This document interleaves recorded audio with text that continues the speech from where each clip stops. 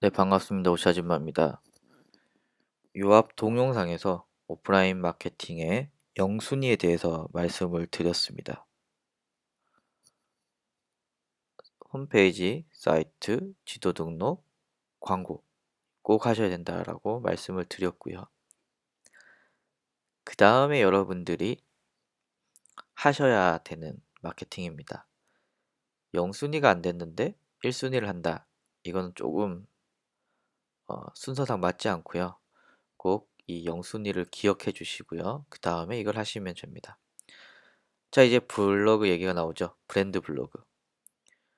브랜드 블로그는 홈페이지를 대체하는 것이 아닙니다. 홈페이지와는 약간 성향을 다르게 하고요. 그리고 이 브랜드 블로그를 운영을 할 때 핵심은 여러분들의 회사 소식을 말랑말랑하게 전하는 게 핵심입니다. 물론 상위 노출을 해서 어, 고객들에게 바로 매출을 올리는 이런 전략도 브랜드 블로그가 추구해야겠지만 그것보다는 회사의 소식을 말랑말랑하게 어떻게 하면 재미있게 전하느냐. 이게 블로그 마케팅의 핵심입니다. 그래서 어떤 분들은 그 회사 블로그에 어디 맛집, 어디 놀러 갔고, 뭐 어떻게 저쩌고 아니면은 예를 들면 인천에 그 회사가 그 차이나타운에 있다면 뭐 차이나타운 근처 유명한 뭐 데이트 장소 이런 걸 막 쓰시는데 어, 그런 것보다는 여러분들의 브랜드와 아이템 혹은 서비스에 대한 얘기들을 지속적으로 아름답게 해주시는 게 좋고요. 여기에 브랜드 블로그에 대한 자세한 사항은 제가 쓴 책 그 블로그 컨설팅에 좀 자세하게 나와 있습니다. 그래서 이걸 보시면은 보다 좀 명확하게 아실 수가 있고요. 뭐 참고로 솔브라는 속옷에 대한 그 블로그가 있습니다. 솔브 블로그 그리고 뭐 마더피아 뭐 등등의 그 브랜드 블로그를 참고해 보시면은 좋을 듯합니다. 아주 잘 운영되고 있는 브랜드 블로그고요. 리뷰 체험단이 굉장히 중요합니다. 블로그로만 보면 브랜드 블로그는 비중이 3, 리뷰 블로그는 7, 일 정도로 리뷰 블로그가 굉장히 중요합니다. 그래서 여러분들이 마케팅 하실 때 이 리뷰 블로그는 꼭 운영을 하셔야 되고요. 물론 리뷰 블로그를 운영할 수 없는 경우도 있습니다. 예를 들면 전당포, 대출 혹은 음, 재구매가 잘 안 일어나는 경우 있죠. 뭐 인테리어 뭐 1년에 한두 번씩 하는 건 아니죠. 뭐 평생에 한두 번 할까 말까 하기 때문에 이런 좀 특이한 업체를 제외하고는 예, 고객들의 재구매가 일어나거나 혹은 리뷰를 지속적으로 작성할 때 굉장히 입김이 셉니다. 그렇기 때문에 이 리뷰 블로그 체험단 꼭 운영하시길 바라고요. 사실 방법론적인 얘기들은 제가 여기서 자세하게 다루진 않지만 어, 또 책 얘기합니다만 블로그 컨설팅이라는 제가 쓴 책에 좀 자세하게 나와 있으니까 꼭 참고를 하셨으면 좋겠고요. 어, 리뷰 체험단 중에 요즘 SNS 체험단, 특히 카카오 스토리를 통한 리뷰 체험단이 비교적 괜찮습니다. 한번 활용을 해보시면 좋을 것 같고요. 예, 그래서 카카오 마케팅 체험단을 카카오 마케팅 카카오 스토리는 안 하는 사람보다 하는 사람이 더 많죠. 블로그는 안 하는 사람이 더 많고요. 그렇기 때문에 보다 적은 유입 비용으로 고객들에게 이 리뷰를 생성할 수가 있고요.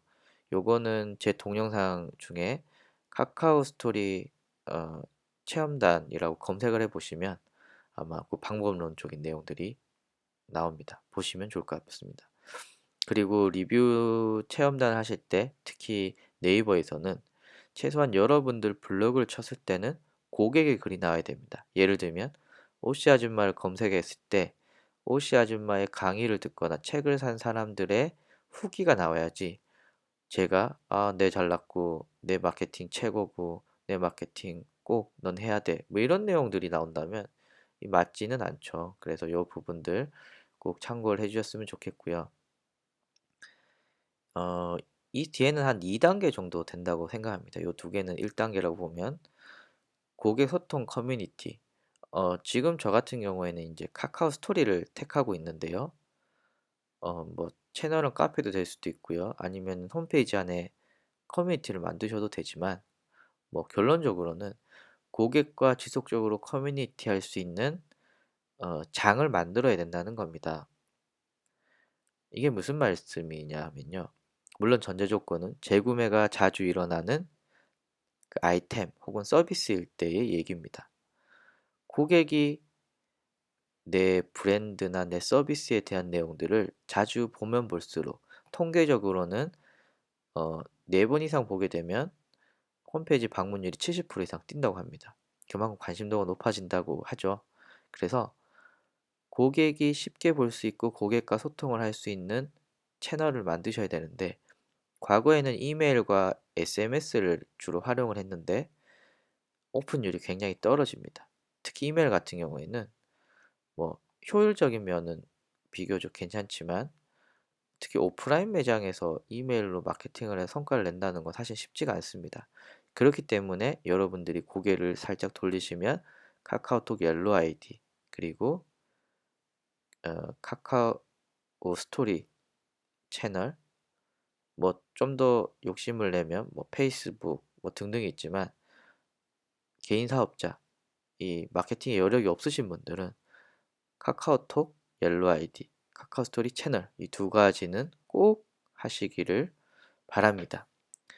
하지만 제가 말씀드렸죠. 요 부분이 1단계, 요 부분이 0순위, 1순위, 여기는 2순위 정도이기 때문에 이 앞의 조건들이 선행되었을 때 운영을 하셔야 됩니다.